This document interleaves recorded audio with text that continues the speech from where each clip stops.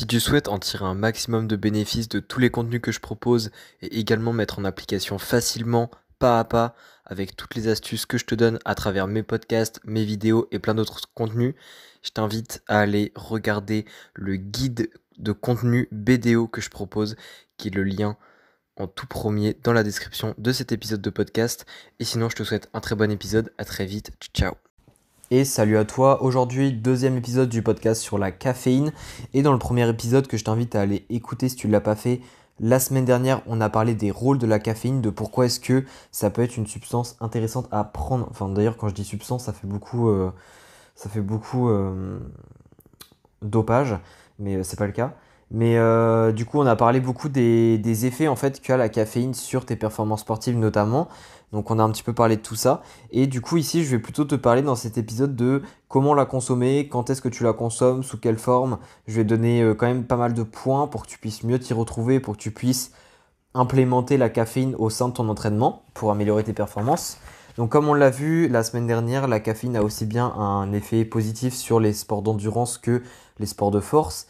Mais ici, on va plutôt parler des sports de force puisque les sports d'endurance, au final, moi, je ne le conseille pas parce que le problème de la caféine, euh, c'est que, en fait, c'est pas forcément la caféine en tant que telle qui a cet effet-là, mais c'est dans les boissons qu'on consomme, notamment le café. Bah, généralement, ça a un effet diurétique qui fait que au final, on va se déshydrater. Et ça, pour les sports d'endurance de très longue durée, c'est pas du tout une bonne chose. Donc, moi, je le conseille pas dans ce cas-là. Après, pour les sports de force dont on va parler ici, c'est très intéressant. Et du coup, pour consommer la caféine, bah déjà, combien en quantité il faut de caféine? Parce que c'est vrai que j'ai pas donné de chiffres la semaine dernière dans l'épisode. Pour avoir justement les effets dont on parlait au niveau des neurotransmetteurs, au niveau de l'adénosine, il y a pas mal d'études qui ont essayé de différentes doses. Et on remarque que généralement, là où les effets sont notables, mais tout en restant raisonnable sur la quantité, c'est-à-dire ne pas aller dans une quantité extrême qui sert à rien et qui peut même mettre en danger, on peut considérer que 3 à 6 mg par kilo de poids de corps par jour peut être une bonne dose. Donc par exemple, si on a quelqu'un de 70 kg, ça fait de 210 mg à 420 mg par jour de caféine. Et du coup, ça, bah, ok, par exemple, on te donne cette quantité-là, ok, ça marche, tu vois à peu près ce que ça équivaut. Mais du coup, ça correspond à quoi au final? Parce que c'est vrai qu'il existe la caféine sous forme de complément. Ça, c'est possible d'en acheter, effectivement. Donc là, je vais pas te parler des compléments en tant que tels de caféine. C'est pas très utile. Mais du coup, là, bah, évidemment, pour doser, c'est pas compliqué si on supplémente directement. Mais si par exemple on veut avoir ça à travers le thé ou à travers le café, comment est-ce que ça se passe? Alors, il faut savoir que déjà à travers le thé, c'est très simple. Si tu veux prendre, imaginons 200 mg de caféine juste avant ta séance, c'est pas possible avec le thé. Parce que le thé, alors il faut souvent, on définit une tasse de café, une seule tasse de café comme apportant 100 mg de caféine. Mais c'est quelque chose qui varie énormément selon le pays, selon comment est-ce que tu doses toi-même, selon comment est-ce que tu prépares ton café. Donc ça peut énormément varier, mais on dit en moyenne que c'est 100 mg par tasse. Le truc, c'est que le thé contient 2 fois moins de caféine que le café, de manière générale. Ce qui fait que si par exemple tu vas avoir 200 mg de thé, enfin de caféine, pardon, pour ta séance de sport, tu vas devoir consommer 4 tasses de thé. Ce qui n'est pas très cool à faire, on va dire. Donc effectivement, boire du café, si tu prends sous forme de café, tu te rends compte que c'est 2 tasses de café. Alors en soi, ça ne veut pas dire que tu dois obligatoirement prendre 2 tasses de café pour que ça ait un effet sur ta séance, hein. Mais on va dire les doses optimales, l'équivalent de 2 tasses de café pourrait effectivement être intéressant. Après, si tu es un petit peu en dessous, si tu prends une grande tasse de café par exemple, ça va quand même avoir des effets bénéfiques. Mais c'est juste que là, évidemment, on parle de quelque chose d'optimal. Les études, il y en a certaines, elles ont été faites sur des athlètes de haut niveau. Ce qui fait qu'on parle vraiment d'amélioration de performance avec un niveau de base qui est déjà très élevé. Donc voilà. Mais après, c'est surtout pour te donner une idée. Mais c'est juste que généralement, et ça a été étudié chez les sportifs en sport d'équipe, que si on va en dessous des 2 mg des 2 mg par kilo par jour, ce qui fait, si on reprend 70 kg, moins de 140 mg de caféine dans la journée, là, effectivement, les effets ne seraient pas, on va dire, ça vaudrait pas trop le coup. Donc après, si t'aimes bien consommer par exemple du café ou du thé pour le fun, pour le plaisir, etc., tu peux. Mais pour vraiment le côté performance, d'en consommer aussi peu de caféine, c'est pas forcément intéressant. Donc ça, c'est vraiment le côté quantitatif dont je voulais parler pour que tu aies quelques nombres, quelques notions en tête. Après, comme je l'ai dit, donc c'est le café et le thé les deux principales sources. Il y en a aussi dans les boissons énergisantes, mais ça c'est tout ou rien parce que les boissons énergisantes, le problème c'est qu'il y a de la taurine qui peut aussi avoir un effet stimulant, mais ça peut aussi vite déshydrater ces choses-là, donc c'est pas forcément très intéressant. Euh, Après, au niveau du timing, maintenant que tu vois à peu près combien il faut prendre, etc., pour avoir un certain effet, quand est-ce que tu dois, par exemple, consommer ta tasse de café avant ta séance ou même ta tasse de thé, enfin peu importe, ta source de caféine. Il faut savoir que la caféine met environ 45 minutes à être absorbée. C'est très rapide et l'absorption se fait complètement. Donc en gros, oui, 45 minutes, c'est la moyenne, ce qui signifie que ton café, tu dois le prendre généralement 30-60 minutes avant ta séance.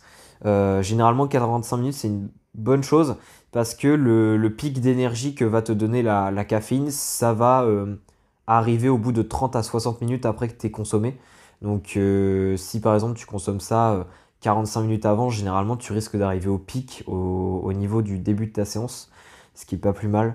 Donc voilà un petit peu pour ce qui est du timing au niveau de la caféine. Après, au niveau des doses aussi, c'est intéressant de comprendre est-ce qu'il y a des doses qu'il ne faut pas dépasser. Parce que surtout si tu prends par exemple en supplément, ça peut vite être dépassé. Hein, parce qu'encore une fois, ça, contrairement à des tasses de café, ça monte encore plus vite et encore plus facilement. Généralement, chez les adultes en bonne santé, si on reste à moins de 400 mg par jour, ou alors qu'on reste en dessous de 6,5 mg par kilo par poids de corps, ça fait que on ne risque rien. Enfin, c'est chez quelqu'un qui est déjà en bonne santé, le risque est très très faible. Et chez les enfants, c'est 2,5 mg par kilo de poids de corps par jour. On va dire on a quand même de la bonne marge et il n'y a pas trop à s'inquiéter là-dessus. Et je voulais juste parler de deux autres points pour terminer au niveau de la caféine. Déjà, il y a le premier point, c'est que la caféine, oui, en consommer avant tes séances, c'est bien, mais moi, je ne conseille pas d'en consommer avant toutes les séances. Ou alors, il faut changer de stratégie. C'est-à-dire, soit la stratégie, tu prends beaucoup de caféine. Alors, beaucoup, tout est relatif, hein, ça dépend de ton poids, etc., comme je l'ai dit. Mais tu prends beaucoup de caféine seulement à, par exemple, une ou deux de tes séances de la semaine, je sais pas, sur quatre, et sur tes grosses séances, par exemple. Et les autres séances, tu prends pas de café avant, ou pas de caféine en règle générale. Ou alors, sinon, tu fais avant toutes tes séances, mais tu prends pas une grosse quantité.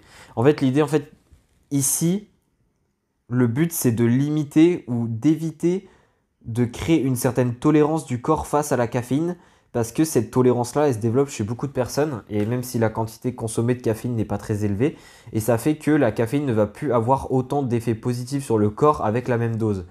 Et le problème, c'est qu'il y a pas mal d'études qui ont montré que chez beaucoup de personnes, quand on développe cette tolérance-là, le fait d'augmenter la quantité ne va pas forcément résoudre le problème. C'est-à-dire que augmenter la quantité ne va pas forcément amener le corps à re-avoir les effets bénéfiques, on va dire, du café ou de la caféine durant, par exemple, ta séance de sport. Donc ici, c'est vraiment important de comprendre ça et d'avoir une certaine stratégie au niveau de l'implémentation de la caféine en tant que pré-workout. Et, euh, et donc voilà, ça c'est ce que je voulais parler. Et sinon, dernière chose, c'était juste par prévention, il faut faire attention que la caféine, c'est une substance qui a beaucoup d'interactions avec pas mal de médicaments. Soit elle diminue l'absorption de certains médicaments, soit c'est certains médicaments qui carrément vont inhiber le métabolisme de la caféine, ce qui fait que soit elle va rester plus longtemps et à risque de faire des insomnies, enfin à risque de créer des insomnies, soit elle va rester encore moins longtemps et du coup elle va pas avoir d'effet. Enfin voilà, il y a pas mal de choses qui interagissent avec la caféine. Je vais pas te faire une liste de courses ici avec tous les noms de médicaments, mais tu peux, je pense, chercher sur internet là-dessus. Mais voilà, c'est toujours quelque chose à garder en tête. Et sinon, globalement, j'ai fini un petit peu pour ce qui est du. Alors, il y a juste une dernière chose, c'est là, j'ai dit que tu avais du café, que tu avais aussi sous forme de capsules, sous forme de compléments, on va dire. Après, il y a deux autres sources aussi. Il y a tout ce qui est soda, tout ce qui est boisson énergisante. Et puis, il y a aussi les chewing-gums qui sont. Il y a des chewing-gums maintenant qui ont aussi de la caféine. Et les chewing-gums, ça il faut pas les consommer 45 minutes avant la séance, il faut les consommer très très peu de temps avant, c'est-à-dire 15 minutes avant. Pour la simple et bonne raison que la caféine c'est une substance qui peut être absorbée directement dans la bouche. Et en fait ça fait que quand tu consommes un chewing-gum qui contient de la caféine, c'est directement absorbé dans la bouche en quelque sorte et du coup ça va pas à passer par l'estomac, etc. Donc c'est absorbé beaucoup plus rapidement et ça fait que il faut adapter la consommation si tu prends des chewing-gums.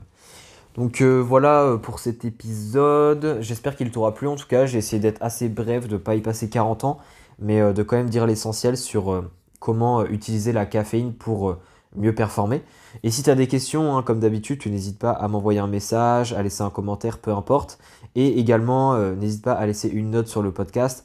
Et on se dit à la prochaine pour un nouvel épisode. Allez, ciao.